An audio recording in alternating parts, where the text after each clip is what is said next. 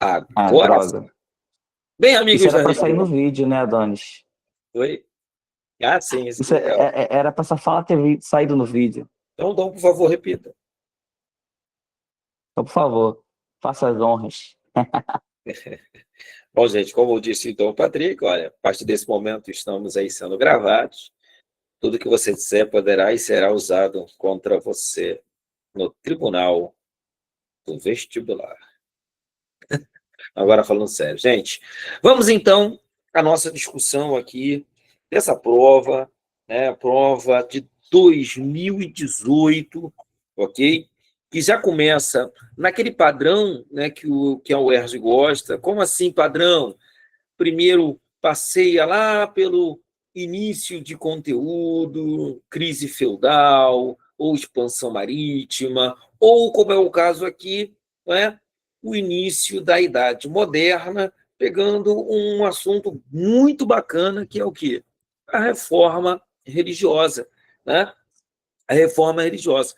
Ele traz aí essa imagem, na verdade, essas duas imagens, né, que mostra essas estátuas representando os reformadores e esse mapa, né, que coloca cada um dos reformadores num dos locais aí da Europa.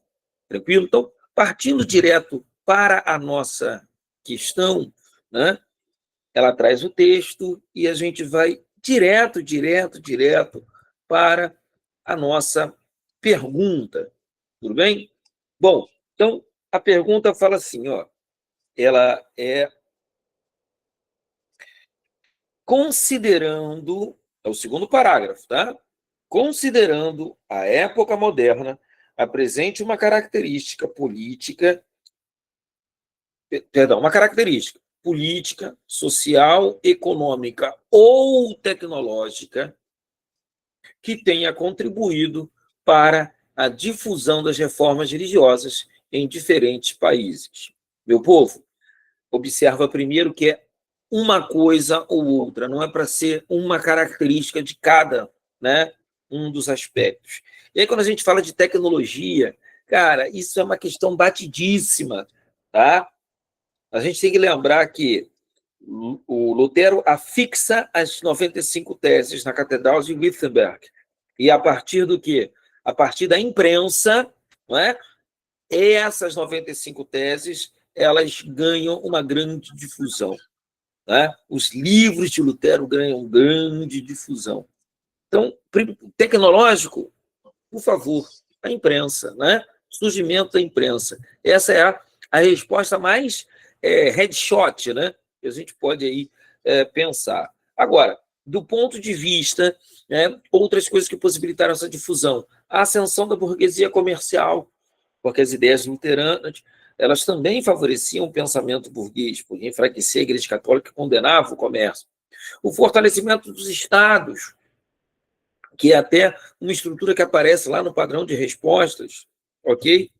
E, gente, inevitavelmente, com o avanço da expansão marítima, a Europa, que já passava por uma crise moral, né, a reforma religiosa é também uma crise moral da igreja, isso é ampliado, porque ficava difícil você responder, por exemplo, né, o que eram os nativos e tudo mais, ok?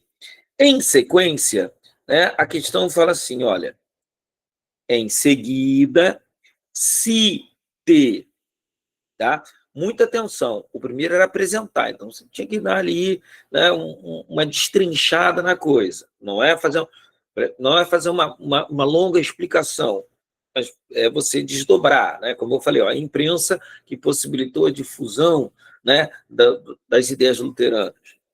Agora, em seguida, cite uma medida da Igreja Católica naquela época que explique o número reduzido de reformadores vinculados ao continente americano, como se observa no monumento. Gente, cuidado. Se você escreve Concílio de Trento, né? Concílio de Trento, ele não é necessariamente uma medida. O Concílio de Trento, ele na realidade foi o quê? Ele foi o processo, né, a reunião em que foram decididas as medidas. E aí sim, quais são as medidas? instauração do Tribunal de Santo Ofício, de Inquisição, o índex dos livros proibidos, a reafirmação dos dogmas, entendeu? Algumas atitudes reformistas, tranquilo? Então, muito cuidado na hora da construção dessa resposta, né? A outra coisa, como ele cita a questão da reduzida presença de protestantes na América, é mais interessante você, inclusive, partir para o quê? Para a relação entre igreja e os estados ibéricos, não é? Você partir para o quê? Para a questão da atuação dos jesuítas na conversão, né? Não só dos jesuítas, melhor dizendo, não só dos jesuítas, tá? Mas de ordens religiosas, né, na América. No Brasil, a gente fala muito em jesuítas, mas não foram apenas jesuítas, né? Sim, como eu citei, o padroado entra na ideia do, é, do perdão, da relação entre a igreja, né, e os estados, ok? Companhia de Jesus. Companhia de Jesus são os jesuítas, ok? O termo jesuítas, ordem de Jesus, companhia de Jesus é o mesmo caminho. Então, assim, a resposta é nesse sentido. Só tome cuidado. Enquanto na primeira parte você pode fazer um desdobramento, porque é a presente, na segunda é cite. Então, você não pode escrever os jesuítas que, ao construir as missões, impediram o avanço. Não. É citar. Então, ó, as missões jesuíticas, a conversão promovida pelas ordens religiosas. Entendeu? Não desdobra, é cite, não é apresente, explique ou coisas afins. Tranquilo? Alguma pergunta? O Gabriel tem uma dúvida, o Ah, Adonis, tá. né? Sim, Gabriel, Que é... eu até coloquei. Quando você coloca a presença de ordens religiosas, ela é melhor do que a Inquisição, por quê? Porque eu só posso falar de Inquisição na América Espanhola. O Brasil, por exemplo, não experimentou a Inquisição. O Brasil tinha apenas as visitações. Entende? não tinha Então, tribunal. pode ser que o cara olhe e fale assim, pô, mas esse rapaz aqui, ao colocar a Inquisição, ele está confundindo. Até porque também sabemos que muitas pessoas fugiam da Inquisição vindo para a América, principalmente para o Brasil. Tá? Então, não é que não possa, mas não seria o melhor caminho. Deixa a Inquisição para a primeira parte da pergunta. É para você apresentar lá os fatores. Beleza? Tranquilo? Exatamente. Beleza, Seguindo aí? gente? Bom, aqui nós temos uma questão, né, mostrando aí ruínas de aldeamentos jesuítas, inclusive, né? Um na Argentina e outro no Brasil. Né? O que é interessante porque a própria questão, né, no seu texto base aí, já fala sobre os povos indígenas que foram controlados, pertenciam à mesma etnia, são os guaranis, tá? Então, parando para analisar a questão como um todo, você está vendo que ela está levando a gente para as missões jesuítas, gente, tá? Para as missões jesuítas, o que faz aí já uma conexão até com a primeira questão, né? Onde se fala de contra-reforma, a segunda já está falando de uma ação mais concreta da contra-reforma na América Latina, né? Principalmente da ação dos missionários jesuítas ali na região ao sul, tá? E aí, indo para a pergunta, né? Ele fala assim, texto base: as fotografias das ruínas permitem visualizar parcialmente algumas das ações colonizadoras ibéricas na América. É interessante porque ele já está te direcionando a um tipo de resposta quando ele fala sobre visualizar parcialmente algumas das ações colonizadoras. E aí, o enunciado aqui, ó, gente, fala o seguinte: identifique um fator que explique de que modo essas ações colonizadoras contribuíram para a ocupação sistematizada do território na América. Essa é a primeira parte, né? Então, ele quer saber o fator que explique a ocupação sistematizada e, em seguida, ele quer saber uma consequência dessa ação sistematizada para as populações indígenas locais. Pessoal, o que a banca estava esperando aqui nessa resposta, né? Na prática, ele quer que o candidato reconheça o papel das missões religiosas, especialmente as missões jesuítas, no projeto colonial, né? Como eu disse, está linkando diretamente com a primeira questão que o Adonis respondeu, né? Ou seja, a ideia aqui é de que as reduções jesuítas elas vão fixar populações indígenas em aldeamentos, vão introduzir algumas características da agricultura europeia, ensino religioso, a língua, né? Estendendo, de certa forma, a presença dos europeus nessas regiões fronteiriças, inclusive, né? Você tem ali uma fronteira entre a América Espanhola e a América Portuguesa. Então, um fator válido, gente, né? Que seria uma resposta esperada aí. A criação de aldeamentos missionários, tá? Isso é uma forma de ocupação sistematizada, porque os indígenas estão sendo integrados sob uma supervisão religiosa, o que garante às metrópoles, seja a Espanha ou Portugal, né, um controle sobre territórios. Então, olha que interessante aí, né? Por mais que você tenha ali um papel religioso da ação missionária, você também tem uma forma de controle territorial, o que acaba ajudando a gente na primeira parte da questão, né? Identifique um fator que explique de que modo essas ações colonizadoras contribuíram para essa ocupação sistematizada. Então, dentro desse universo grande de respostas que eu tenho, eu posso falar sobre a ação jesuíta, posso falar sobre a conversão dos indígenas ao catolicismo, né? Sobre o controle das áreas da bacia do Rio da Prata, né? Tudo isso ajuda a gente a entender como se deu essa ocupação, tá? Uma outra resposta que poderia ser usada também é, inclusive, a predominância dos indígenas guaranis, o que facilitou também esse controle, independente da fronteira, tá? Agora, outra coisa que a questão quer, né, então identifique também, né, uma consequência dessas ações para as populações indígenas, tá? Olha só, já como consequência para os indígenas, cabe mencionar o quê, gente? Primeiro, os impactos culturais e demográficos, né? Por exemplo, a perda de autonomia, a perda dos traços culturais devido a essa conversão que era forçada, né? O que traz uma introdução de novos modos de vida. Eu sempre costumo falar para os alunos, né, que a catequese ela não é só uma conversão religiosa, é um pacote muito maior, é algo muito mais amplo. E aí você tem um outro fator que poderia ser também usado aqui, que é a morte de muitos indígenas pelas doenças trazidas pelos europeus, né?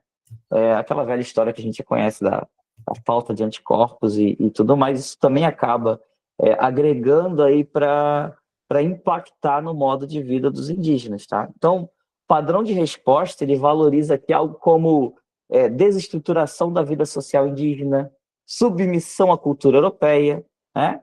Então, uma dificuldade, né, Adonis, que muita gente teve nessa questão foi entender o que significa ocupação sistematizada do território, tá? O que significa isso, gente? Uma ocupação organizada, planejada, e que no contexto se refere justamente ao sistema de missões jesuítas que tanto Portugal e Espanha usavam, gente, para consolidar suas fronteiras, tá? Então, algumas pessoas poderiam falar de capitania hereditária, de bandeira, né, que também são, de fato, formas de ocupação, mas não é o foco da questão. A questão está ligada à missão religiosa, à missão, né, jesuíta. Então, quem focou nisso, né, acertou bem o alvo, tá?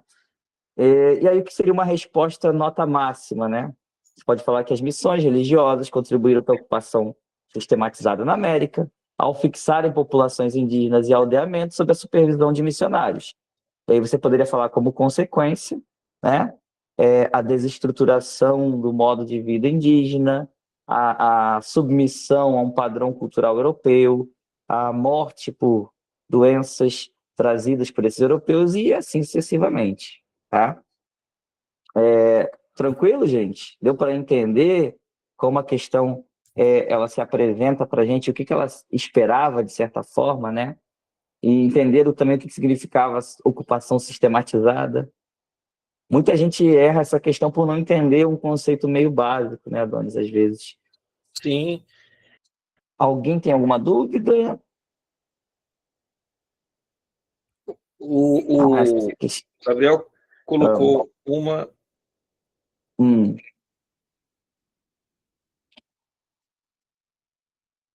quê? O Gabriel colocou uma. Então, Não entendi. poderia repetir como ficou a primeira resposta. E Você poderia falar assim, ó. As missões religiosas contribuíram para a ocupação sistematizada da América ao fixarem populações indígenas em aldeamento sob a supervisão de missionários jesuítas, que é o alvo da questão, né? Porque isso. ela quer que você entenda, que você faça o link entre missão jesuíta e ocupação territorial e sistematização. Tá? E, Gabriel, na verdade, você deve ter se perdido na hora. É exatamente essa ideia. Essa é uma das respostas, sim, né? Que é a questão da aculturação consequente desse Isso aí, a processo. aculturação é decorrente disso, né? Exato. Beleza? Ah, Donis, eu não acredito que você ficou com essa questão linda, maravilhosa. É, Opa, peraí. se, se, Vá, se, se for. vá. Ah, Eu sei que você quer responder. ah, Por ai, favor. vamos lá, gente. Meu povo, se a gente já identificou que a primeira questão se comunica com a segunda, a comunicação, eu vou até dar um spoiler, tá? Com a terceira e com a quarta também existe. Há até uma certa inversão, assim. A terceira e a quarta, elas se comunicam até mais intensamente, tá? Mas todas elas, observem, caindo para você olhar para a América. E a UERJ, em 2018, percebeu uma coisa que é um fato. Muitas vezes a gente deixa a América de lado, né? O brasileiro, em geral, o brasileiro você vê como parte da América, e isso é uma coisa que a UERJ gosta de bater bem. E aí você tem essa questão linda, maravilhosa, né? Sensacional, né? Que fala do quê? Fala exatamente da independência, né? No Haiti, né? Que a gente deve lembrar que foi o quê? Meu povo, é o segundo conjunto de colônias a se tornarem independentes na América. O que eu sempre gosto de lembrar que é uma forma de você acabar com aquela desculpinha que não tem nada a ver do ponto de vista histórico. Ah, os Estados Unidos se desenvolveu porque foi independente primeiro. Não é uma questão de quem chegou primeiro. Tá? Tem toda uma outra gama de eventos aí para poder explicar, né, essa diferença de Estados Unidos e Canadá do resto da América, no caso, a América Latina. Mas indo direto para a questão, ela apresenta ali uma preparação, que é uma imagem, um texto, mas essa eu vou pegar a preparação do texto mesmo, né? Ali embaixo, ó. A Revolução Haitiana, iniciada em 1791. Atenção, França, Revolução Francesa comendo, hein? Causadora da independência daquela região, decolonização francesa gerou repercussões que impactaram tanto as sociedades americanas quanto as europeias. A imagem e o texto exemplificam algumas impressões sobre esse movimento. Agora, olha a primeira pergunta. Indique um aspecto da Revolução Haitiana que a diferenciou dos outros processos de emancipação política na América Africana, das colônias americanas, desculpem. Minha gente, esse aí é padrão, é direto. Qual é a grande diferença? O movimento foi liderado pelos próprios escravizados, né? O que, inclusive, estabeleceu o quê? Uma ligação direta entre independência, república e abolição da escravatura. Então, você, no máximo, vai construir variantes disso, né? Ou seja, indicar que foi um movimento que deu origem à primeira República Negra na América. Indicar que foi um movimento liderado pelos grupos escravizados que fizeram da emancipação um sinônimo de fim da escravidão, né? E que foi um processo violento, extremamente violento. Mas essa é uma resposta muito periférica, né? As duas primeiras são as mais importantes. Agora, o que vem na sequência é que é de uma lindeza absurda. Em seguida, identifique duas repercussões desse episódio para as sociedades americanas e, atenção, e europeias. Não é só sociedade americana, é também sociedade europeia. E aí a resposta mais importante é que esse movimento ele favoreceu a expansão, a difusão, né, o avanço de ideias liberais. Porque se os jacobinos negros eles estimularam, né, movimentos na América, por exemplo, e aí outro desdobramento, a própria conjuração baiana no Brasil, outras revoltas de caráter emancipacionista e abolicionista na região ali do Caribe, né? As Antilhas holandesas vão passar por isso, né? Também você também tem que visualizar que lá na Europa, né, figuras, os chamados jacobinos negros, e é engraçado que geralmente, né, Patrick, quando fala de jacobinos negros, todo mundo só lembra do Toussaint, né, de Bar, que vai virar depois Toussaint de Louverture. Né? Toussaint Louverture. Mas, além dele, né, você tem os outros jacobinos negros. Né? Você tem o Henri Christophe, né, o Marpeau, né, o próprio Pétion, que inclusive vai estimular a criação de uma figura, né, que vai ser o general Pétion durante a Segunda Guerra Mundial na resistência francesa, mas aí vai ser um outro contexto, senão a gente vai expandir aqui demais.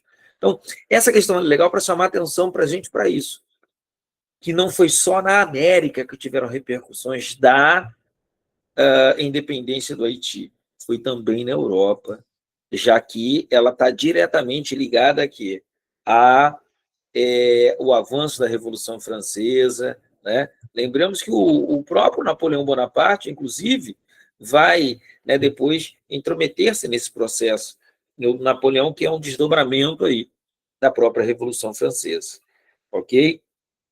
E é o tema da próxima questão. Que é o tema da próxima questão. Já colocamos aí para fazer a ponte. Beleza? Patrick? Inclusive, só um adendo, Adonis. Claro. Aqui no Brasil, tinha um conceito, né, chamado haitianismo, que era o medo que a elite tinha de que as ideias, né, da Revolução Haitiana chegassem aqui de alguma forma e impactassem o controle que se tinha sobre os escravos, né? Então, a repercussão da Revolução Haitiana é absurda, é algo único. Exato.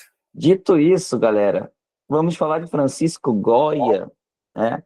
Questão que vai misturar arte, né, com história aqui, né? Justamente fazendo mais um link, tá, galera? Com as outras questões. Aqui a gente já está falando, né, dos efeitos da era napoleônica, tá?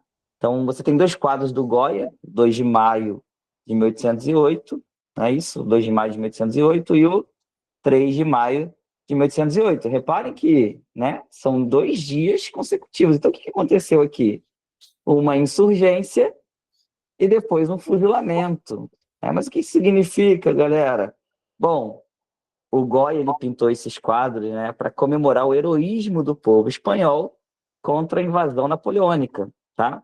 O enunciado ele está descrevendo para a gente, pessoal, né, que em 1808 o povo se levantou em Madrid contra as tropas do Napoleão, que é o episódio do 2 de maio. E muitos rebeldes foram executados no dia seguinte, 3 de maio. Então essas obras, né, elas querem denunciar os horrores da guerra, mas também querem representar uma certa ideologia política aí presente. E é o que vai aparecer aqui para a gente na primeira parte do enunciado, tá?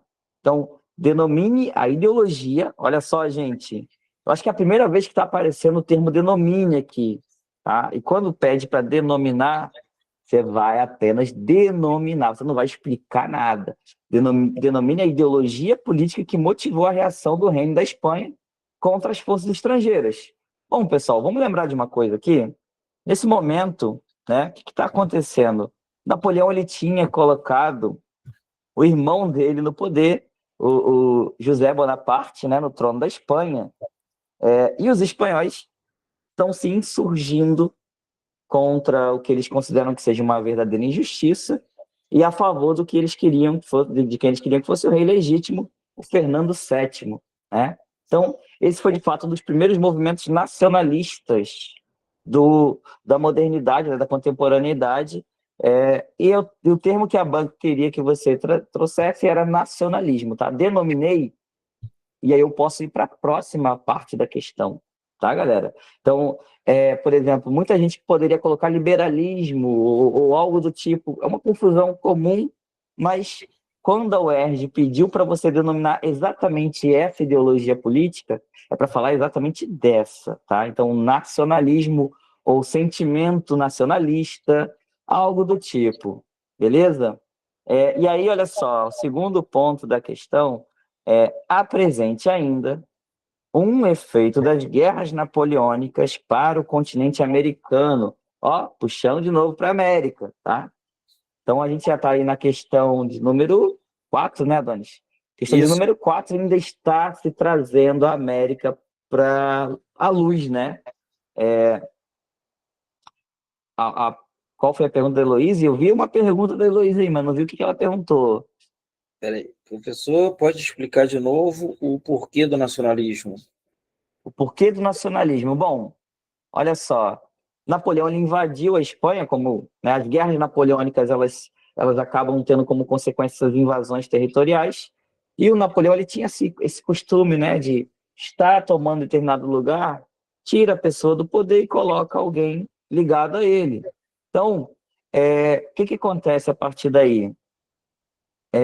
Napoleão vai colocar o irmão dele, José Bonaparte, o que os espanhóis acham que é uma verdadeira agressão ao sentimento de nacionalidade deles. Então, quando eles estão participando desse levante, é uma espécie de defesa da nação espanhola. Então, por isso que o nacionalismo aqui, né, ou a ideia do orgulho nacional, é a ideia-chave, né? É a ideologia-chave para você acertar. Ele teria sido a ideologia-chave para você acertar essa questão, tá? Entendeu, Heloísa? Beleza. E aí, olha só, apresente ainda um efeito das guerras napoleônicas para o continente americano. E aí, reparem, gente, que ele amplia aqui, tá? Então, quando ele fala continente americano e consequência de guerra napoleônica, você poderia pensar até na vinda da corte portuguesa para o Brasil como uma consequência disso. É claro que a banca está esperando até, de certa forma, né, que você fale sobre as guerras de independência na América Espanhola. Tá? Então, vamos dizer que, diretamente, a invasão da Espanha pelas tropas napoleônicas desencadearam os processos de independência na América Espanhola, já que a Espanha ficou fragilizada, né, já que estava sendo ocupada. Então, as colônias, nesse momento, vão formar uma coisa chamada juntas governativas, que poderia ser usada aí como consequência, tá? As juntas governativas locais vão, eventualmente, ao longo desse intervalo aí que vai de mais ou menos 1810 a 1821, declarando as independências da América Espanhola, né? Alguns mais cedo, outros mais tarde. Então, um ótimo efeito seria citar o desencadeamento dos processos de independência da América Espanhola.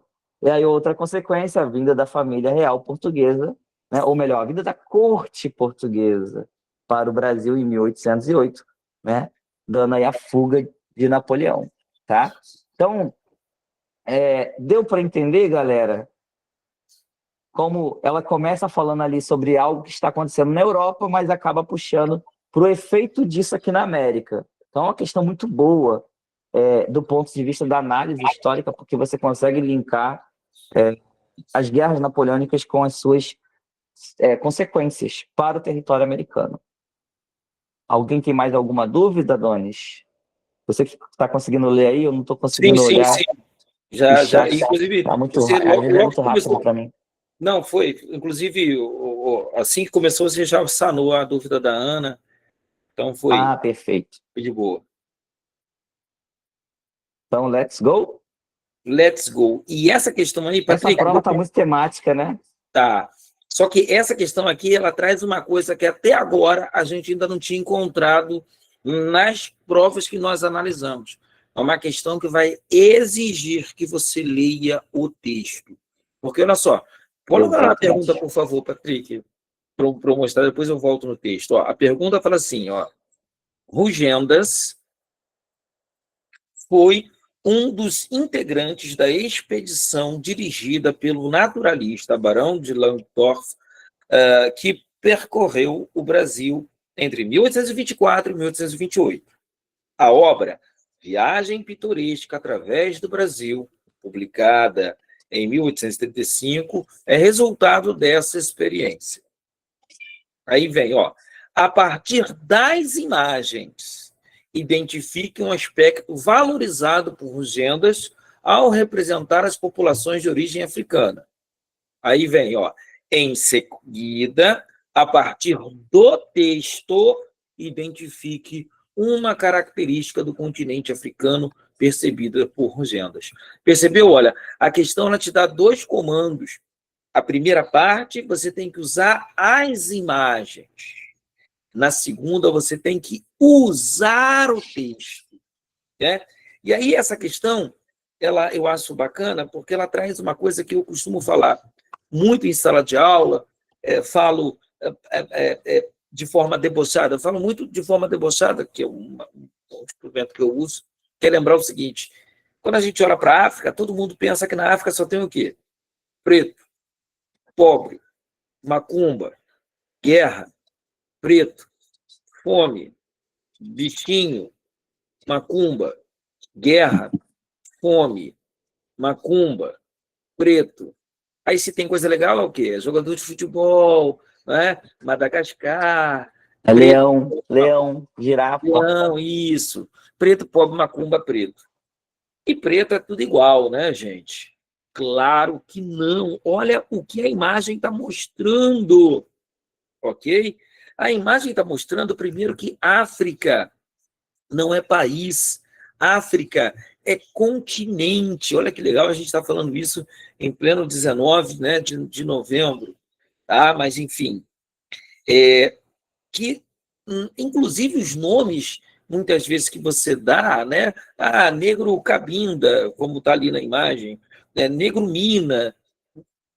Muitas vezes, esses nomes eram nomes dos portos onde esses escravizados saíam. E aí, até quando você falava isso, ficava muito complicado. Por exemplo, quando você fala em iorubanos, né? Pô, o iorubano ele pode ser Benguele, Lucumi, né? Quetu, Jeje, Nagô, uma porrada de outras, né, elementos aí presentes. Mas, no geral, a gente imagina que África, preto, todos iguais, e se no Brasil você tem um cara que é preto mais claro ou mais escuro, com toda a licença da ridicularidade da expressão, é porque misturou mais ou menos com branco, porque é outra ideia, que é a ideia de que as tonalidades da pele são pura e simplesmente consequência de uma miscigenação no modelo café com leite, como pensavam lá na República Velha, né? Que se você fosse misturando o negro com o branco, gerações futuras você ia acabar com os traços negros e ia ficar só traços brancos, até aparecer as malditas ervilhas do Mendel, né? Que eu sempre falo desse jeito. Então, essa questão ela já começa falando isso. Então, na imagem, já dá para ver, olha na imagem. As expressões, né? O formato do rosto, dos olhos, olha que é uma imagem bem pequenininha, a tonalidade de peles já demonstra que há o quê? Entre né, as diferentes populações africanas. Várias fisionomias. Né? Existem, inclusive, marcas, até muitas vezes feitas propositalmente, né, pelos diferentes grupos, para que eles se reconhecessem. É igual na guerra, você usa símbolos diferentes para você ser reconhecido, né? E eram povos diferentes, etnias diferentes, e muitas delas lutavam umas com as outras, então você se marcava, se pintava, né? fazia traços para se distinguir dos outros. Então, a imagem, ela apresenta aí esses elementos, ok? E o texto? Aí agora vem o chabu. O texto, né? Porque a questão pede para você identificar no texto uma característica do continente africano. E aí, ó, a leitura rápida do texto. A raça africana constitui uma parte grande da população dos países da América, e principalmente no Brasil, um elemento essencial da vida civil e das relações sociais, que não teremos dúvida em consagrar grande parte dessa obra aos negros e seus usos e costumes. Compreende-se ainda melhor que assim o façamos, escrevendo uma viagem pitoresca. Entretanto, se alguém julgar que em semelhante viagem 2 cadernos de figuras de pretos são demais, queira considerar que um único lugar da Terra em que é possível fazer semelhante escolha de fisionomias, características entre as tribos de negros, destaque para essa parte, é talvez o Brasil, principalmente o Rio de Janeiro. É, em todo caso, o lugar mais favorável a essas observações. Com efeito, o destino singular dessas raças de homens traz aqui membros de quase todas as tribos, olha aí de novo, tribos da África. Num só golpe de vista, pode o artista conseguir resultados que, na África, só atingiria através de longas e perigosas viagens e todas as regiões dessa parte do mundo. O que eu quero destacar nesse texto e que é a base dessa questão? Ela está bebendo de um autor que a UERJ usa muito, que é o Kabengele Munanga. Kabengele Munanga, ele afirma que a África se reconhece no Brasil, porque foram tantos escravizados africanos trazidos para o Brasil de tantas regiões distintas, que no Brasil, e principalmente no Rio de Janeiro, não é à toa que o Rio de Janeiro era chamado de Pequena África. Aquele roteiro que a gente chama de Pequena África, na verdade, era o Rio de Janeiro. Né? O Rio de Janeiro. A língua que menos se falava no Rio de Janeiro era a língua portuguesa. Falava-se muito diferentes línguas africanas, o árabe, né? Por conta disso. E aí, o que a questão quer que você, né, destaque que está presente no texto? Por que eu falei para você destacar ali a palavra tribo? Porque na ausência, e até de certo modo, de maneira muito pachorra, a Europa classificou os reinos africanos em tribos, em uma sociedade de tribos. Né? Mas o que mais ele fala? Se na África seria muito difícil você encontrar essas diferenças étnicas, é porque as populações elas estão espalhadas, elas estão dispersas. Né? A ideia de que há, né, em África o quê? Uma grande diversidade, ok? Espalhada pelo território, e o fato de que o tráfico negreiro é que possibilitou essa integração. Então, a sua resposta ela tem que caminhar nessa linha, ok? Mas o mais simples, sociedade tribal, diversidade cultural. Ah, Adonis, eu não quero repetir a primeira parte, porque na primeira parte eu já coloquei essa diversidade. Eu coloco, então, aí essa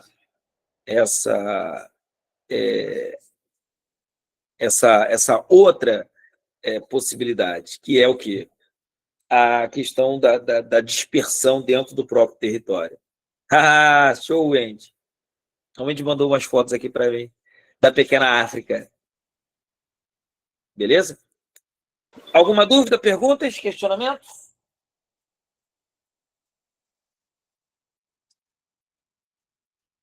Acho que tranquilo, né? Isso. Então vamos tocar. E aí, né, puxando ainda para a ideia de escravidão. Ó, Rapidinho. Iris, Iris, diga fala lá, aí. Iris.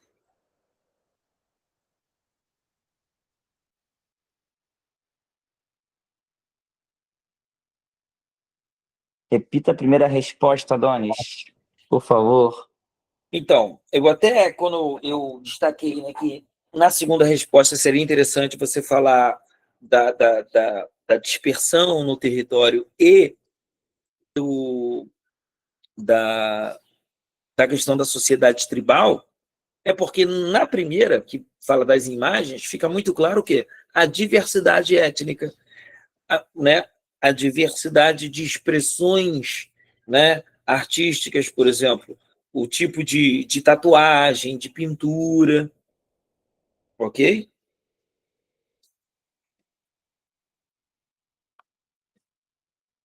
Sim, Nathalie, essa prova está comigo,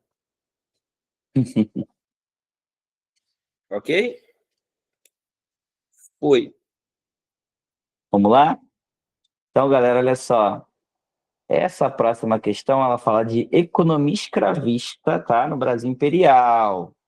Reparem, porque é do censo de 1872, tá? Então, ela vai mergulhar na história do Brasil do século XIX, usando dados quantitativos, tá? Então, é apresentada essa tabela. Você tem uma lista com 10 províncias brasileiras com a maior população escrava, né, junto com o número de escravos e a proporção de pessoas livres por escravo em cada uma. Tá? Por exemplo, Minas Gerais tem 370 mil escravos e 4,51 pessoas livres, como se pudesse existir esse número, né, por escravo. O Rio de Janeiro, 292 mil, 1,67 livres por escravo. Ou seja, quanto menor esse número, maior é o índice de pessoas escravizadas dentro desse local, tá, gente? Aí você analisa, né, depois de analisar aqui brevemente o gráfico, você observa que as três províncias com maior número de escravos são Minas Gerais, Rio de Janeiro e São Paulo. Tá? E antes de ir para o enunciado, eu já vejo algo extremamente significativo nisso. Tá? E aí, olha só, o que, que a questão vai pedir? A partir da tabela, se ter a principal atividade econômica nas três províncias com maior concentração de população escrava. Então, olha só, galera, eu vou citar. Mas o que, que eu vou citar aqui? E depois, a outra parte da questão é aponte ainda, né, uma razão para alta proporção de pessoas livres nas províncias do que hoje são o Nordeste. Tá? Então, isso, o que a banca estava esperando do candidato aí, galera? Pelos dados que você tem na tabela, as três províncias eram, com mais escravos, eram Minas, Rio de Janeiro e São Paulo. E olha só, pessoal, no século XIX, né, 1872, qual é a principal atividade econômica realizada nessas três províncias que explica esse número altíssimo de escravos? Gabriel colocou aí no chat, né? É o café, tá? Então você poderia colocar assim, ó, agricultura exportadora baseada na lavoura cafeira, a lavoura da cafeicultura, porque vocês sabem, né, que Rio de Janeiro, São Paulo e Minas formam ali o núcleo do café do Vale do Paraíba, e etc., né, depois do Oeste Paulista. Muita gente não entende, né, mas acho que São Paulo e Minas não produzia café nessa época, mas também tinha bastante produção de café na zona da Mata Mineira, que tem até hoje, inclusive. Então, a resposta esperada, né, a citação esperada aí nessa primeira parte era o cultivo do café como atividade principal, né? E aí, já para explicar, pessoal, a alta proporção de pessoas livres no Nordeste, e aí note, na tabela, né, Bahia, Pernambuco, Alagoas, Ceará, tinham bem mais pessoas livres por escravo. Então, o foco aqui não é nem o número de escravos em si, tá? E sim na quantidade de pessoas livres por escravo. Então, dependendo do lugar, você tem uma proporção muito grande. Eu olho para o Ceará, por exemplo. Né? Ceará ele tem uma proporção aí de 21,61 pessoas livres por escravo. E o que isso quer dizer, pessoal? Bom, o que a UERJ esperaria de você aqui é o seguinte: como a região, né, do Vale do Paraíba, São Paulo, Minas e Rio estão produzindo muito café e essa é a atividade econômica principal do Brasil nesse momento, né, do Império nesse momento, significa dizer também que a lavoura açucareira tradicional do Nordeste ela está em decadência. Isso faz com que se reduza a demanda por escravos, tá? Você pode falar sobre a venda de muitos escravos nordestinos para as províncias de Rio, São Paulo e Minas, né, para o Sudeste, justamente porque, pessoal, havia o tráfico interprovincial nesse momento, já que a demanda por mão de obra sempre é maior na região Sudeste devido ao café. Tá? Então, seria uma forma ideal de você abordar essa questão. Tá? Outra coisa, você tem um maior número de alforrias no Nordeste também. Vamos pontuar aí que o Ceará acabou com a escravidão antes da Lei Áurea, tá? Alguns aninhos ali antes, o Ceará já não tinha mais, já tinha abolido a escravidão, tá? Então, tinha pouquíssimos escravos mesmo. Então, o que seria a segunda parte da resposta, pessoal? Você vai falar que essa proporção de escravos menor na região, de pessoas escravizadas menor no Nordeste, devido à decadência das antigas lavouras. E aí eu vou pontuar aqui açúcar e algodão, tá, galera? Ou você poderia também usar o comércio interno de escravos para o Sudeste, já que a demanda está maior na região Sudeste. Tá? Então, seria uma forma ideal de vocês abordarem o que o enunciado pediu aí, tá? E reparem, é uma razão. Ele não quer que você fale de várias razões. É uma razão, tá? Eu poderia falar do deslocamento de escravos para o Sudeste, eu poderia falar da decadência da lavoura, da falta da necessidade da mão de obra escrava nessas regiões, né? Da necessidade reduzida, né? Não da falta da necessidade. Beleza, galera? Alguma dúvida? Eu vi que o Gabriel colocou alguma coisa aí, mas para mim passa muito rápido, às vezes eu não consigo ler, Adonis. Não, tá, eu botei a resposta para ele, mas ele... Você já respondeu? Perfeito. E a Lei Perfeito, Rouanet perfeito. de 1850. Era isso, só isso mesmo, o Gabriel? Show? Beleza. Tem uma coisa Eu ia interessante, perguntar Adonis, né? se a lei, o fato de o comércio de escravos no Atlântico já tinha sido proibido no Brasil, ia intensificar vamos dizer assim, uma redução da Tráfico população interprovincial? escrava no Nordeste, né? Que você tem se você Sim. não pode pegar do mercado externo, então vai atrair mais do mercado. Exatamente isso. Lembrando, Gabriel, que isso é visto até pelo governo na época como uma medida paliativa, porque o foco do governo a partir daí, e aí estando bem, né, de acordo com aquele pensamento do darwinismo social, é trazer imigrantes. Tá? Uhum. Então, acho que a gente até abordou em alguma outra questão aqui a mão de obra imigrante. Então, é visto como uma medida paliativa para suprir a necessidade de mão de obra que nesse momento se faz no Sudeste. Tá? Então, é de se supor realmente que é consequência direta da Lei Eusébio de Queiroz também. Tá?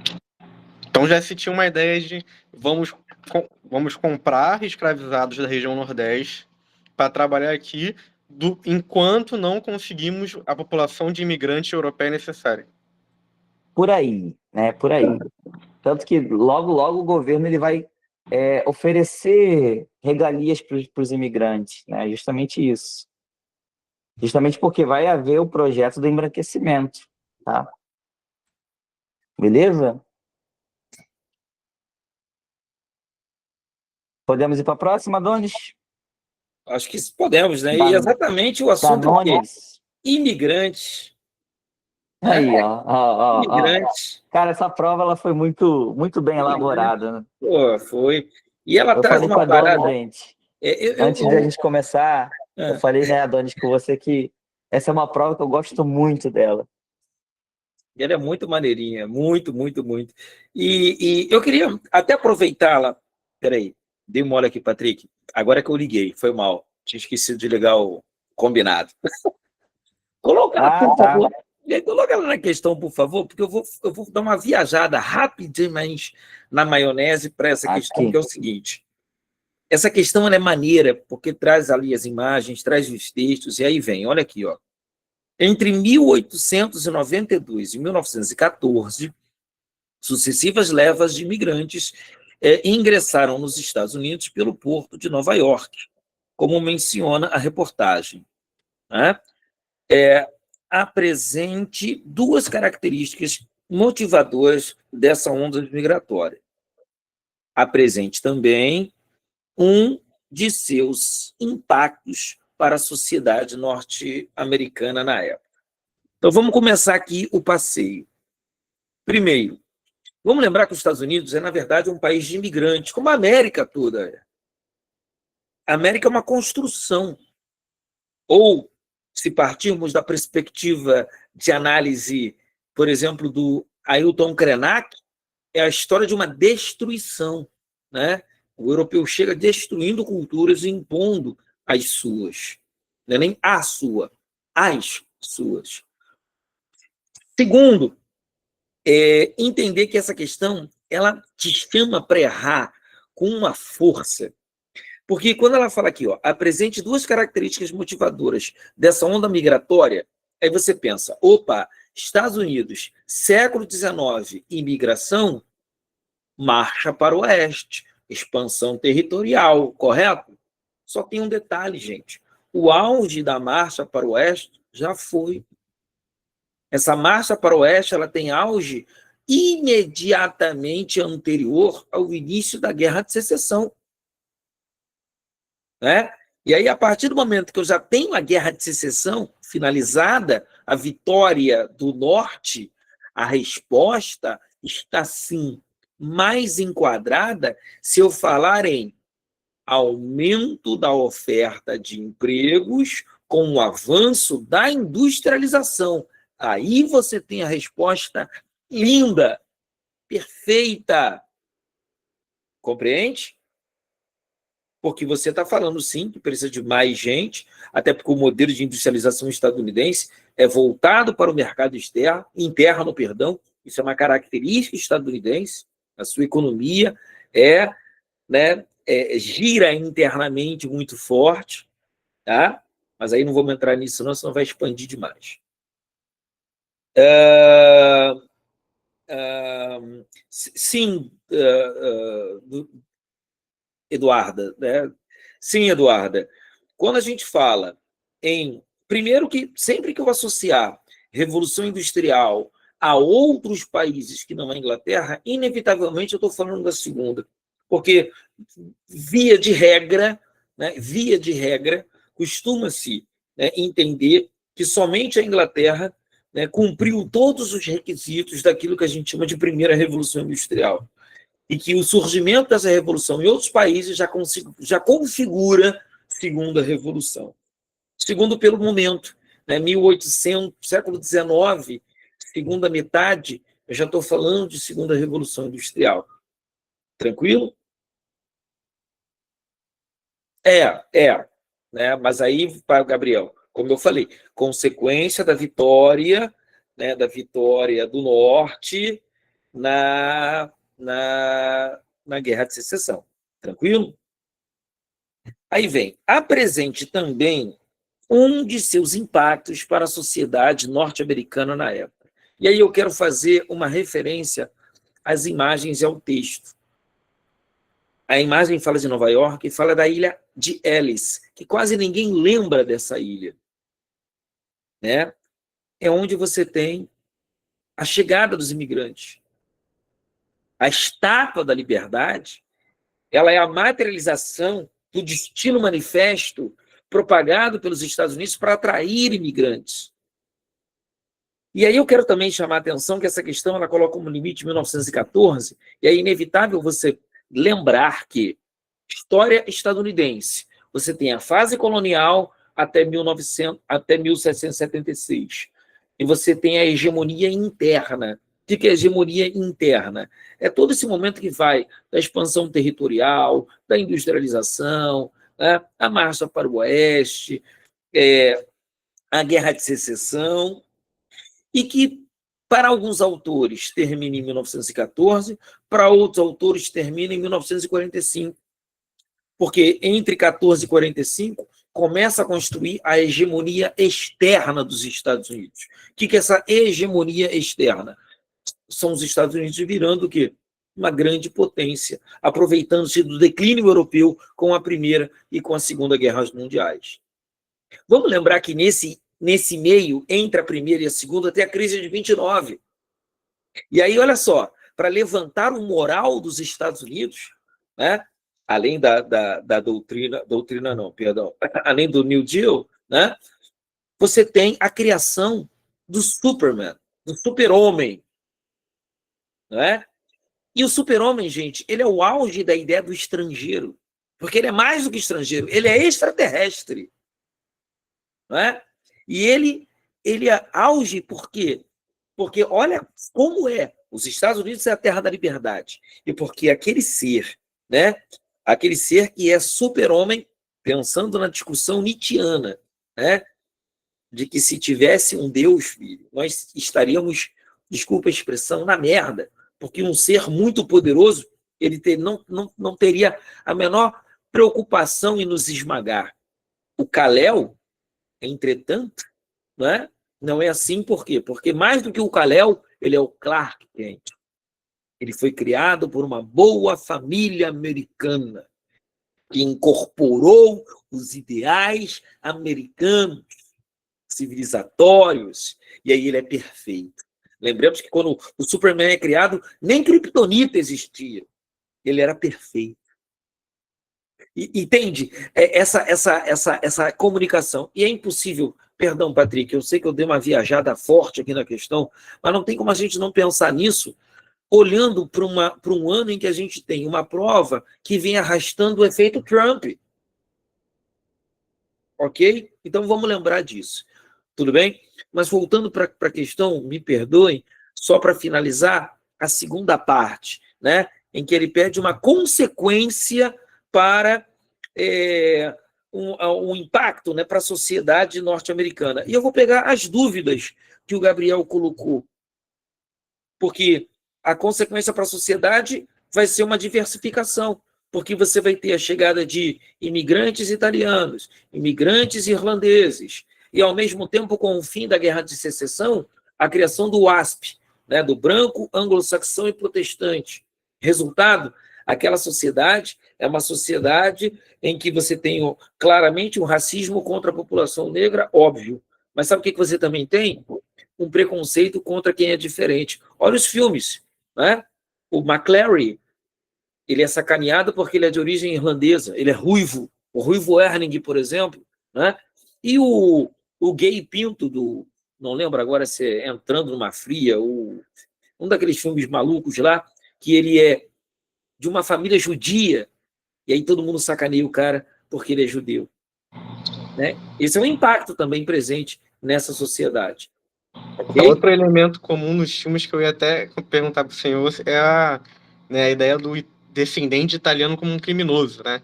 Sim, são os estereótipos. A máfia italiana, o estereótipo do italiano era do mafioso, do bandido. Sim. Né? Agora, é claro que esse impacto, né, mais direto da entrada geral de imigrantes vai ser o quê? Né? Além dessa incorporação, né, de outros elementos à cidadania estadunidense, é a expansão urbana, claramente até no próprio Nova York, e, claro, a ampliação da mão de obra. Beleza? Ampliação de mão de obra. É uma questão até bem simples. A gente deu uma problematizada por causa do Trump. Patrick, me perdoa. Eu estourei. Não tem como não dar uma problematizada nessa, Donis. Né? Ok, gente? Vamos lá. Questão número 8. Tá? E aqui eu tenho 2 brasões utilizados, né? Território russo. Bom, gente, olha só. Passando pelos brasões aí brevemente, né? Essa é uma questão que ela traz um conceito, né? Que é história e simbologia política comparada. Um assunto interessantíssimo, tá? No brasão 1, eu tenho a águia bicéfala dos czares.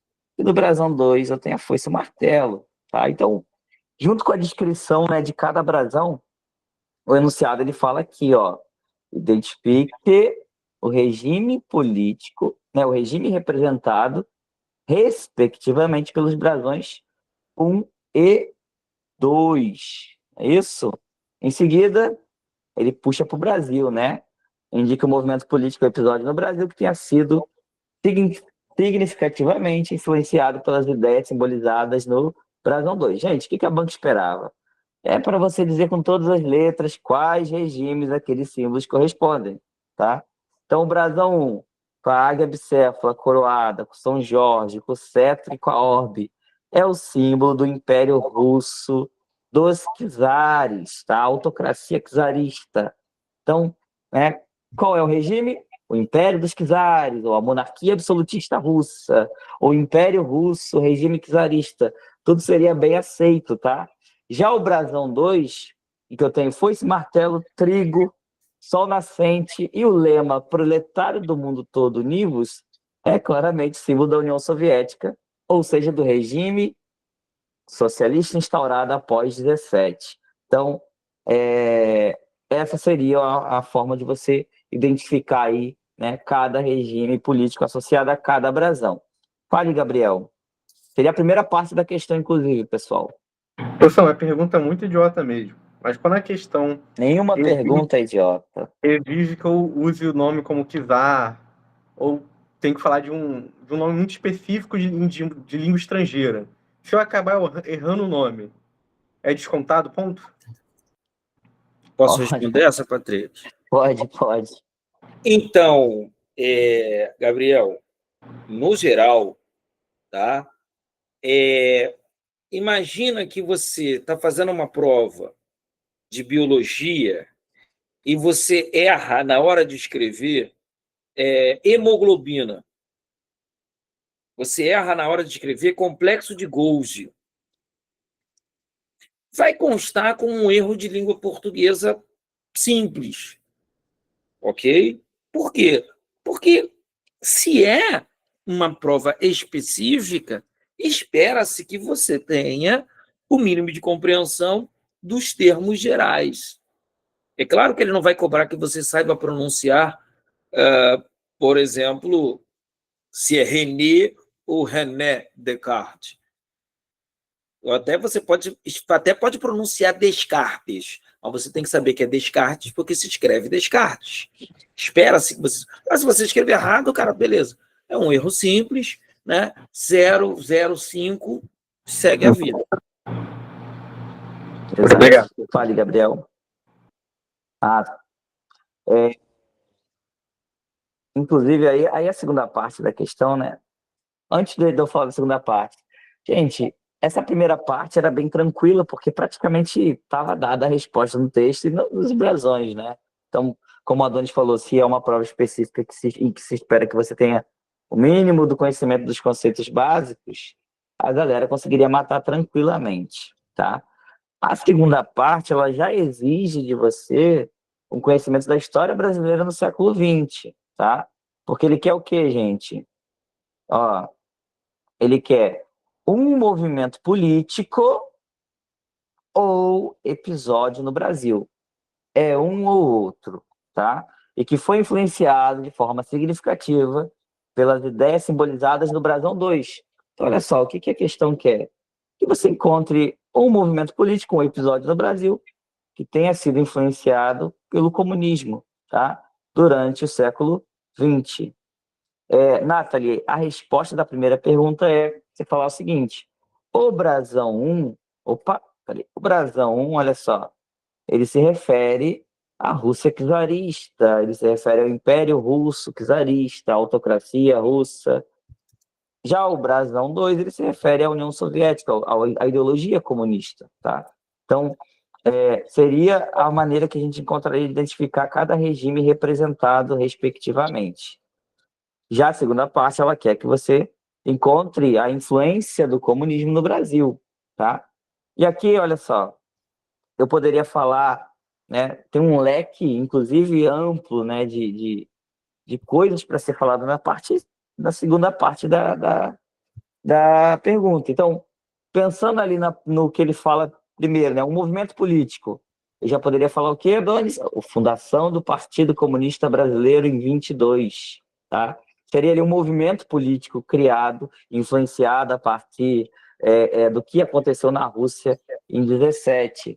Eu poderia ainda ir um pouquinho mais à frente, lá para 1935, e falar da intentona comunista, uma revolta militar de viés comunista articulada ali, né, com a Internacional Comunista, ou mesmo indo mais adiante, eu poderia falar sobre os movimentos socialistas e comunistas pós-1945, tá? Como a questão fala justamente de movimento político, episódio, no singular.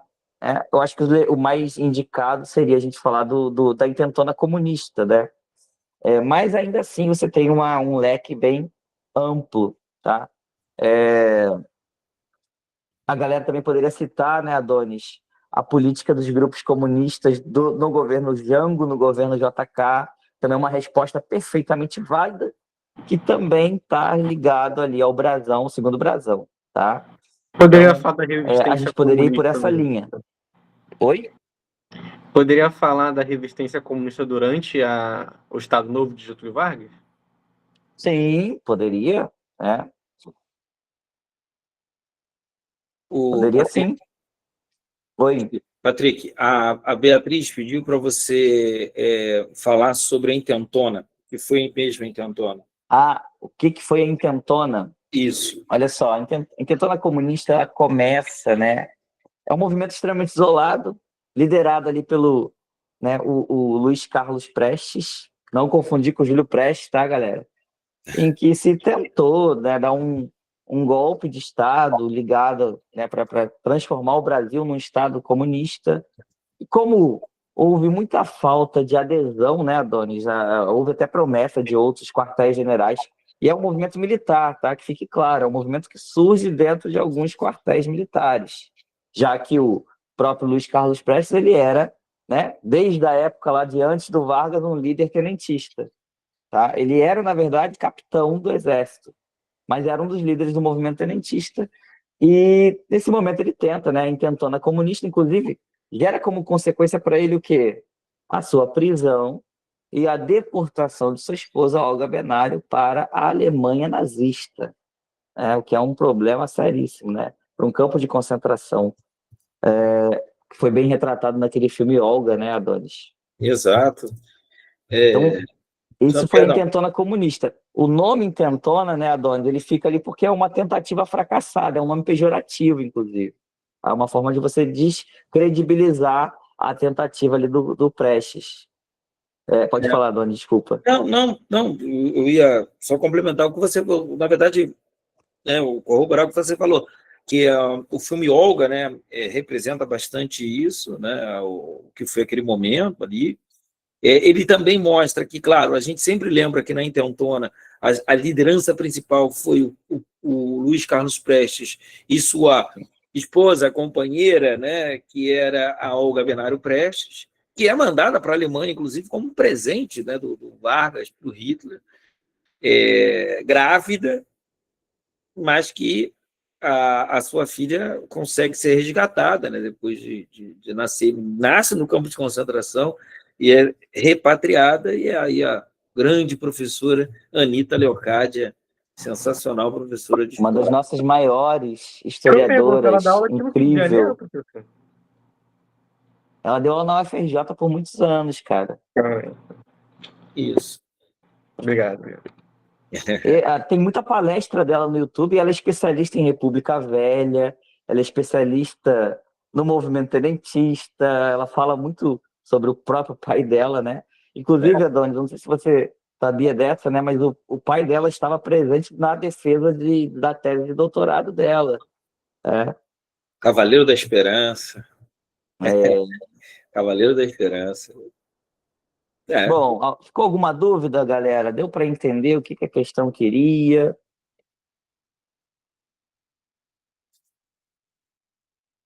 De boa, de boa? Acho que fica de boa, né, Adonis? Parece. Então, vamos para a questão da Clarice. Isso, gente. Vamos lá, vamos lá. Bom, então, meu povo, essa questão aqui, ela traz um elemento assim muito bacana, porque ela, como a UERJ gosta de transitar muito pela literatura e a história, né? Ela faz aí esse caminho. Ela pega a obra A Hora da Estrela, de Clarice Lispector, e aí vamos para a questão e para a preparação para poder discutir as Só uma coisinha, Doni. Claro, por favor. Que filme, gente. Se vocês tiverem oportunidade, né, assistam esse filme. Ele é lindo. Para mim, é uma obra de arte. Eu amo esse filme. Então, sabe o que eu acho mais tenaz no filme? É que a ideia é falar de uma retirante, né? De alguém que vem, né, do Nordeste e tal, uma moça pobre que vem para o Rio de Janeiro. E a atriz, né, escolhida, ela representa, ela está nesse quadro, né? Ela, inclusive, torna-se atriz por acaso, né? Então, gente, é sensacional, sensacional. Maria Clara, eu acho que acho não, tenho certeza que no site da TV Cultura e no Porta Curtas, apesar de não ser um curta, mas no site Porta Curtas da Petrobras, você tem um acervo de filmes considerados históricos e você vai encontrar esse filme. Obrigado, eu vi esse filme em fita de vídeo. Eu vi esse filme em VHS, Doni. Acho que eles nem sabem o que é isso, né? Eu estou falando, mas, Patrick, eu também, né? Ok? Bom. Mas, perdão, vamos voltar aqui para a questão. E aí, o que acontece, né? A questão fala assim: a história da personagem do romance de Clarice Lispector ilustra aspectos das migrações internas no Brasil. Apresente um fator econômico que tenha contribuído para a migração de populações nordestinas para o Sudeste durante os governos militares, 64-85. Só esse ponto aí a gente já chama atenção. Por quê? A gente vai lembrar que as migrações elas já começam a crescer com o primeiro milagre. Quem usa primeiro o termo milagre, só que era milagre brasileiro, é o JK. Né? Mas com os militares nós temos o quê? O milagre econômico brasileiro, que aí você tem, sim, uma industrialização pungente, não é isso? Grandes obras, mas muitas delas concentradas onde? No eixo Rio-São Paulo, né? O que vai promover aquele crescimento, né, das áreas metropolitanas, né? Além da própria cidade do Rio de Janeiro e da própria cidade de São Paulo crescerem muito, a região metropolitana cresce bastante. Vi de Baixada Fluminense, por exemplo. Né? E aí, claro, né, esse fator também está ligado, né, esses fatores também estão ligados aqui, ao fato de cada vez mais o Nordeste empobrecia. A decadência econômica no Nordeste era muito grande. E aí, atraindo populações para o Sudeste. Então, crescimento econômico, crescimento industrial no Sudeste, né, um milagre econômico brasileiro do período, é um desses fatores que nos permite a primeira resposta. Agora, a segunda, em seguida, aponte uma característica das condições de vida desses migrantes em cidades como Rio de Janeiro e São Paulo naquele momento. Por que eu fiz questão de falar do crescimento das regiões metropolitanas? Porque você vai ter o quê? A precariedade das condições de vida, a precariedade das condições de trabalho, ou seja, salários baixos, né? Péssimas condições, horas longas de trabalho, né? A insegurança alimentar consequente, né, da pobreza. Tranquilo? Tudo isso pode ser aí colocado nessa segunda parte. Fala aí, Gabriel. Só ia falar que também acho que poderia citar a criação de cidades dormitórios de imigração pendular, né? Da região metropolitana do Rio de Janeiro foi muito importante. Tá, mas olha só. Em seguida, aponte uma característica das condições de vida. Entendeu? Gabriel, já sabe o que eu vou dizer, né? Uhum. Você tangenciou. Beleza? E isso ocorre, mas não é uma característica. É porque, assim, vai se ligar, mas não é uma resposta direta. Show? Tranquilo? Assim, questão tranquila, questão boa, questão. É só a gente ter atenção na construção. Beleza? Alguma dúvida aí? Gabriel, abaixa a mão. Acho que é Gustavo, né? Quer saber como seria a resposta, Donis? Ah, tá. Então vamos lá. Apresente um fator econômico. Né? Como é apresentar, você pode fazer uma pequena estruturação. Né? Então, olha, um fator econômico relevante foi, né, o crescimento industrial no Sudeste no período do milagre brasileiro. Ó, observe que é uma resposta bem, né, bem estruturadinha. Ok? Aí, em seguida, aponte uma característica das condições de vida. Né? Aponte. Então, a gente pode apontar o quê?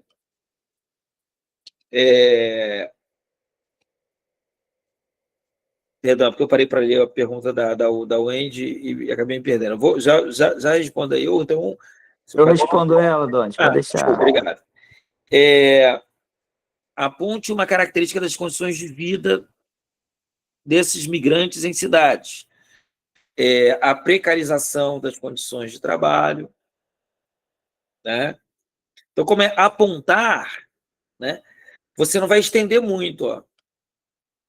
Você vai colocar, ó, uma das características percebidas é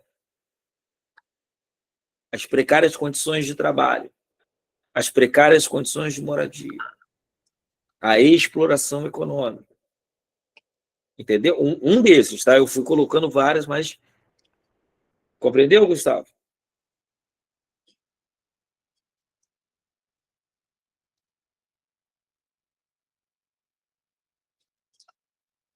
Show. Opa, o assunto já mudou, mas... Bom, beleza? Podemos prosseguir? Tá, pode. Eu vou responder a Nathalie. Só uma coisa, eu esqueci de falar na questão anterior. Eu sabia que a comunista ia se pronunciar. Você sabe, mas a Nathalie... O que ela falou? Não, ela O que falou a comunista falou? Sei que o assunto já passou, mas acho que um ótimo exemplo da atuação comunista também é de um dos maiores ativistas políticos que já houve por aqui. Ó. A propósito, você, por exemplo, digamos que você estivesse construindo uma resposta, Nathalie, você teria cometido uma falha que não se pode cometer em uma prova discursiva. Quando você coloca... Exatamente. Um dos maiores ativistas, você está colocando um juízo de valor, ou seja, uma opinião, e não pode. Entendeu? Tem que ser direto. Um importante ativista político. Importante. Maiores. Grande. Aí já entra juízo de valor. Tranquilo? Não, tranquilo, Nathalie. É só porque eu aproveitei o comentário para chamar a atenção para todos, depois quem puder dar uma olhadinha no chat. Todo mundo. Para poder até a gente perceber, né? Que não que a gente acha que é muito natural, é uma coisa que não se pode fazer numa prova específica, mas está tranquilo, né? Algumas provas que a gente... a oportunidade de te sacanear. Algumas provas que a gente corrigiu, né, Adonis? Tinha um pouquinho disso, né? De juízo de valor. A gente vai comentar com calma. Sim, Heloísa. Agora, sim. A Heloísa falou que certamente ela faria. Galera, aqui eu tenho de um lado a bandeira LGBT, né? E do outro lado a Casa Branca iluminada com as cores da bandeira. Algo que nos tempos atuais só seria possível se um arco-íris realmente conseguisse ser projetado na parede da Casa Branca. Tá? Inclusive, isso aí está acontecendo na Casa Branca nesse momento específico, é a comemoração, né? Foi o próprio presidente Obama, na época, que mandou, né, colocar, tá? Bom, agora, pulando um pouco o texto, vamos para o que a questão quer, né? É uma questão que fala sobre a bandeira LGBT, os significados, os direitos. Então, é um tema bem contemporâneo, tá, galera? Mais falando aí da segunda metade do século XX. E, além de ser bem contemporâneo, é bem social, tá? Então, o texto ele explica ali a origem da bandeira do arco-íris, criada em 78 pelo Gilbert Baker, em São Francisco, a pedido de Harvey Milk. Inclusive, tem um filme chamado Milk, que fala sobre, né, é um filme excelente, inclusive, que fala sobre a luta pelos direitos homossexuais. E menciona-se aí, gente, os eventos de 2015, a legalização do casamento homossexual nos Estados Unidos e no Brasil também, em 2013, né? Então a pergunta vai pedir o quê? Um significado político da bandeira no contexto em que foi criada. E o segundo ponto, né? Outro direito legalmente reconhecido da população LGBT no Brasil, tá? E reparem, tá, pessoal? Quando a questão pede outro direito já assegurado, é porque ela já falou de um. Que muita gente comete o erro de ir lá e repetir o que o enunciado já disse, tá? Então, o que a banda espera? Primeiro que você identifique que simbolicamente representa esse arco-íris, tá? No contexto da década de 70 em que ele foi criado. Então, a bandeira é criada como o quê, gente? Um símbolo de orgulho, diversidade, de esperança para a comunidade. Então, um significado político poderia ser a afirmação do orgulho LGBT, a luta pelos direitos à igualdade, a união e visibilidade da comunidade LGBT contra a opressão, tá? Então, todas essas seriam respostas possíveis, tá? A questão do orgulho, principalmente, tudo vai estar ligado ali à ideia do orgulho. Depois, né, liberdade também, liberdade estaria certo, tá? Outro direito legalmente reconhecido no Brasil para pessoas LGBT, além do casamento civil, tá, gente? Então, tem que ir para além. Poderia falar da adoção de crianças por casais homoafetivos, é permitido no Brasil, né? O direito de mudar de nome, gênero para pessoas trans, a Casamento também. criminalização. Oi? Casamento em si, muito importante também. Diria um dos Sim, mas o principais. casamento ele já havia sido mencionado, entendeu, Gabriel? A gente Ah, tinha que puxar outro direito, entendeu? Então, a criminalização da discriminação contra a população LGBT, a inclusão dos casais homoafetivos, os mesmos direitos de união estável, herança, plano de saúde, etc., né? Então, você tem alguns direitos garantidos além do casamento, tá, pessoal? Então, a galera não poderia cair na armadilha de citar casamento gay, que já havia sido falado antes. Eu perdi um pouco o chat aqui, Adonis, eu Estou não sei mais o respondendo. que foi falado. Ah, obrigado. Alguma dúvida, gente? Deu para entender?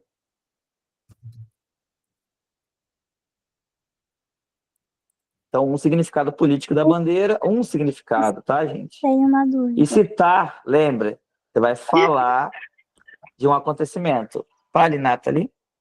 Eu queria perguntar se teria problema falar, por exemplo, sobre a população carcerária. Por exemplo, se a população carcerária trans, pela afirmação de gênero.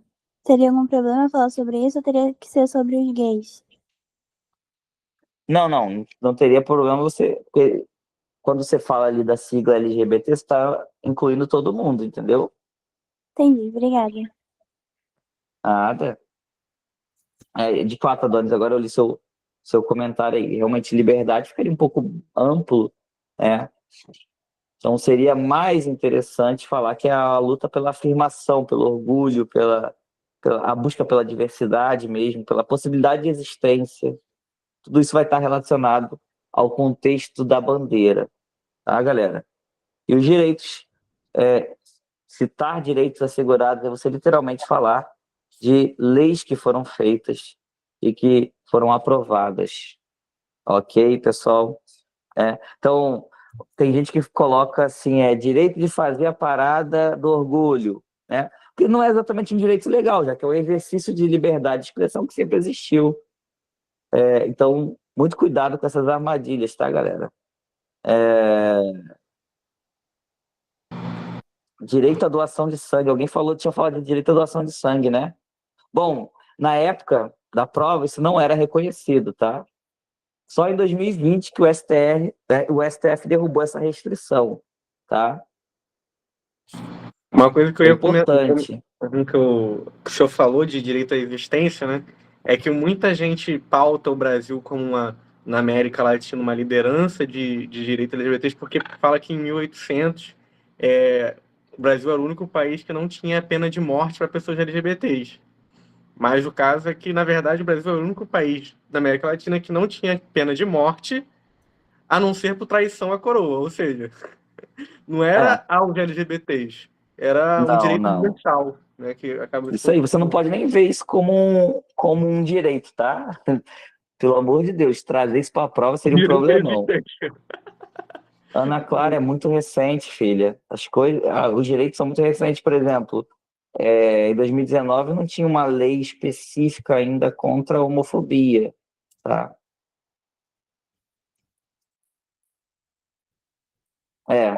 Direito à existência é complicado, mas é uma busca, né? Lembrando, pessoal, que quando a AIDS ela desponta ali na década de 80, o Adonis vai lembrar muito bem, ela é considerada chamada de câncer gay. Tá? A homossexualidade era considerada uma doença pela Organização Mundial da Saúde. E só muito recentemente foi desclassificada, né, como não foi mais classificada como doença. Só não lembro exatamente quando, Dona, não sei se você lembra. Mas foi bem recente, né, não faz muito tempo.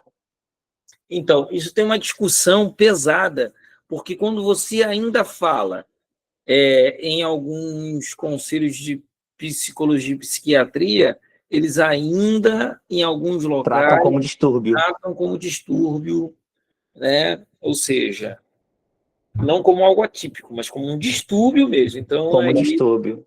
assim, isso aí Entendi. ainda é questionável. Entendeu? Ainda é questionável. Certo. Bom, e é isso, pessoal. Chegamos aí ao fim da nossa provinha. Aí, Patrick, funcionou. Fale. Funcionou, né, Adonis? Funcionou. Depois a gente conta para vocês o que a gente está falando. Aqui é piada interna. Piada interna. Galera, alguma dúvida? Alguém quer comentar alguma coisa? Deu para sanar alguma? Deu para, né? A ideia aqui é que vocês treinem como se faz a prova mesmo, tá, pessoal? Por isso que a gente comenta, falando ali bem dos comandos, quando é citar, quando é nomear. Olha, Alguém ficou com poderia explicar de novo a do brasão? Eu fiquei muito em dúvida nessa ainda. Mesmo depois de você explicar, eu ainda fiquei em dúvida. qual? Peraí, qual questão? A do Acho que é a brasão do última. comunismo? Essa? Sim. Ah, bom, olha só, a questão aqui no primeiro comando dela, ela fala o seguinte: identifique o regime representado pelo brasão 1, pelo brasão 2, de forma respectiva, né? Então, por exemplo, o que eu tenho no brasão 1? Eu tenho um simbolismo aqui que remete ao czarismo, tá? A Rússia é absolutista. Você poderia falar do Império Russo, da Rússia absolutista, do Império czarista.